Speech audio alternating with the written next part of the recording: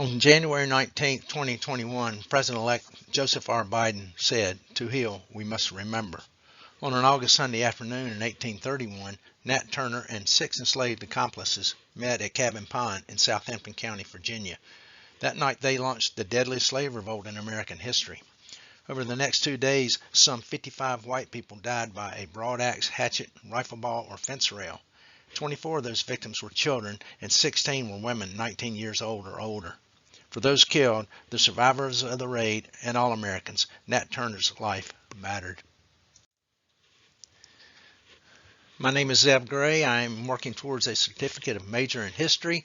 Part of our course is to choose a topic of history, research it, and document it in a senior paper. I chose Nat Turner and the uprising in Southampton County because I found it exceedingly relevant to the social unrest and struggle for social justice today. I think it's very interesting, it's local, and it's significant in my own journey in understanding racism. The goal is to make the case to memorialize Nat Turner and his profound act of resistance and resistance to slavery, and in doing so challenge the reader to embrace our shared history so we can work together to promote social justice and equality.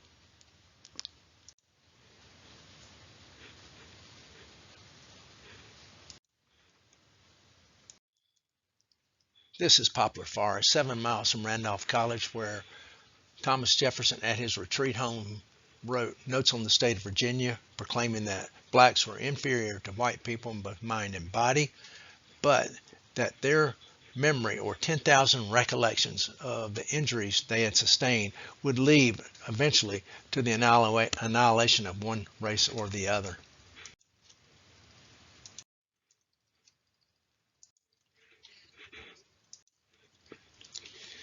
I thought it was important for me to head to the site of the insurrection, so I headed 150 miles east to Southampton County.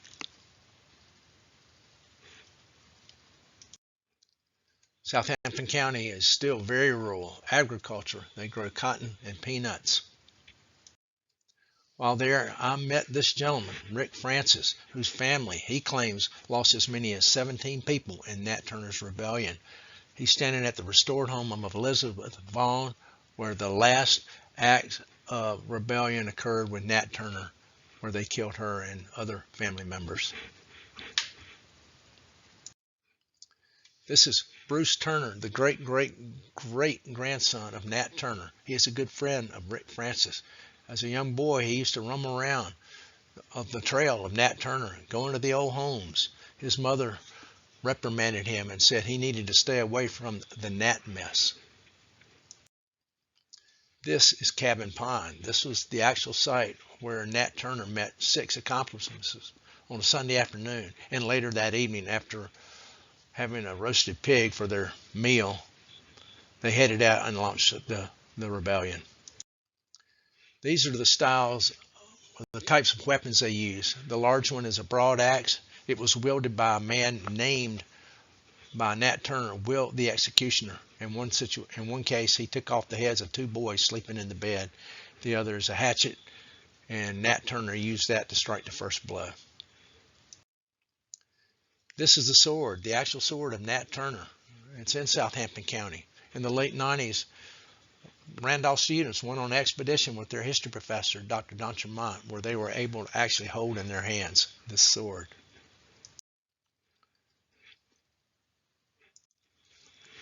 This is all that's left of the Richard Porter House along the trail of Nat Turner. It was built in 1820. The rebellion was brutal. An infant was lifted from her cradle. Her head was cut off and she was tossed into the fireplace.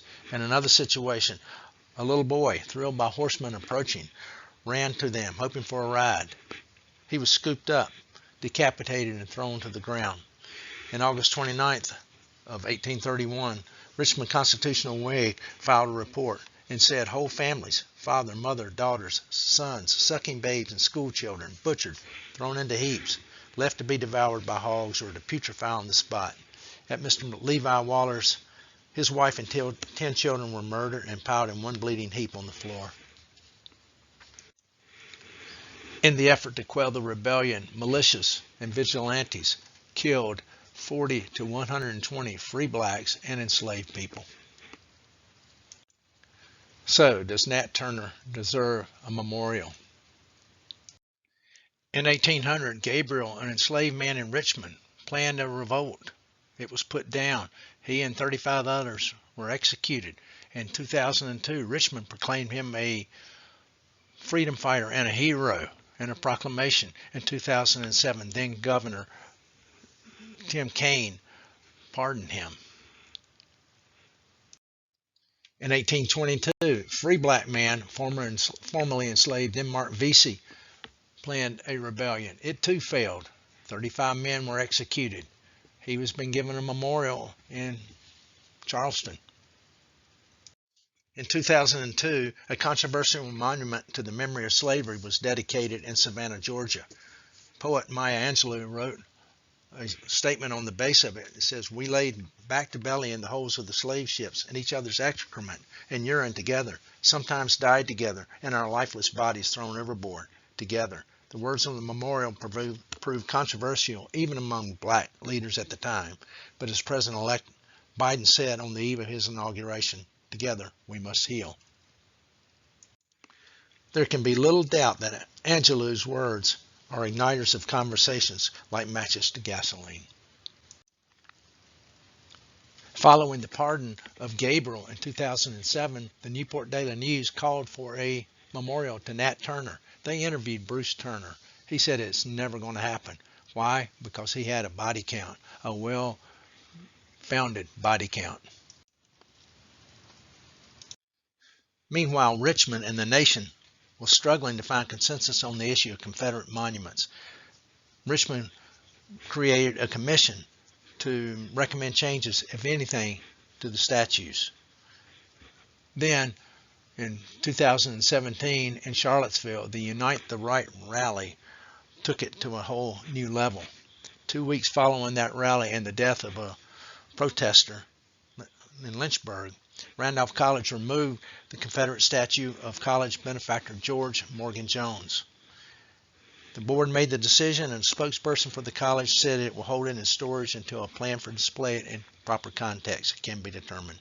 At this time, there is no context.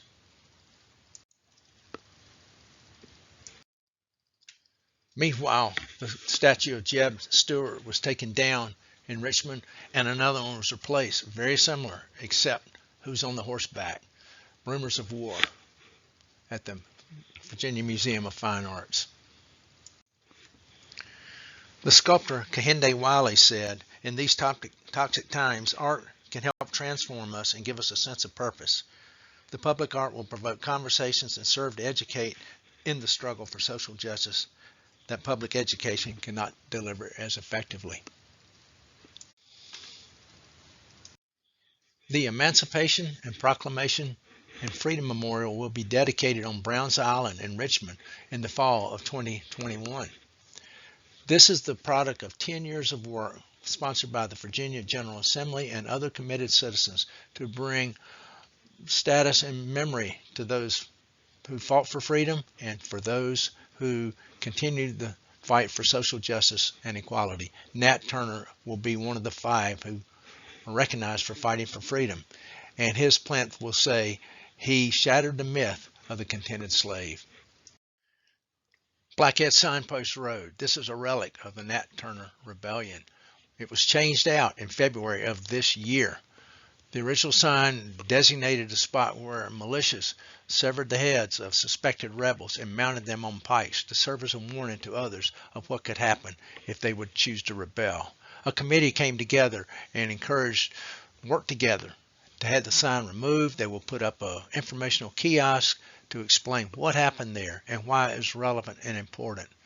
And the sign is making a one-way trip to the African American Museum of History on the Mall in Washington, D.C.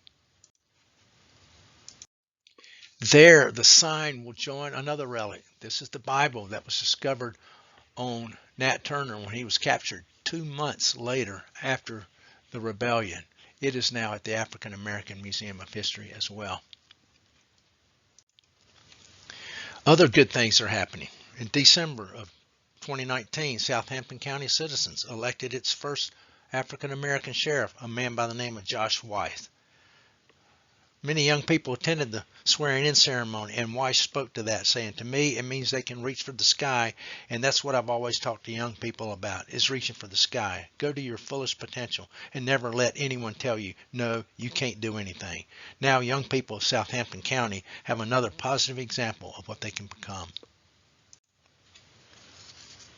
It takes bold, skilled leadership to navigate the difficult times, the likes of which we find ourselves. Communities must foster and continue the conversation, whether the topic is racism, inequality, or the epidemic of gun violence. We must listen and open ourselves to learning from all perspectives, particularly from those with whom we do not normally associate or agree.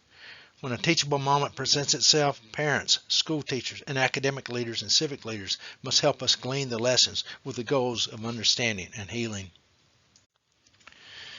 They must foster and facilitate messy conversations, posed with positive intent, built with ground rules to ensure civility.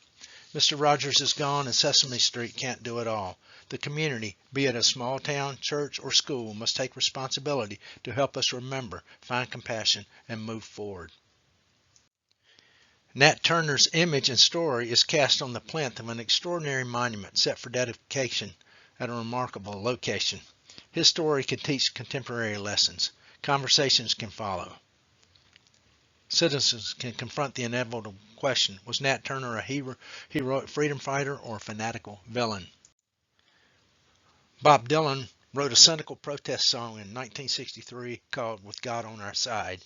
It plays off of American exceptionalism and the self-righteous attitudes of many Americans. Despite the horrific damage of American wars and policies resulting in incomprehensible suffering, it can all be excused away as we have God on our side.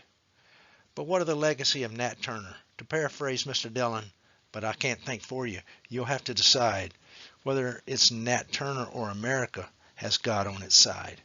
Visitors to the memorial and readers of this paper will have to confront and examine their own beliefs. Thank you for watching today. I want to thank Dr. Doncherman, who supervised me on the writing of this paper, Dr. Shareka, who has been my college advisor, and my co-student Brittany Gullah, who offered some good feedback on how to improve it. Have a good day.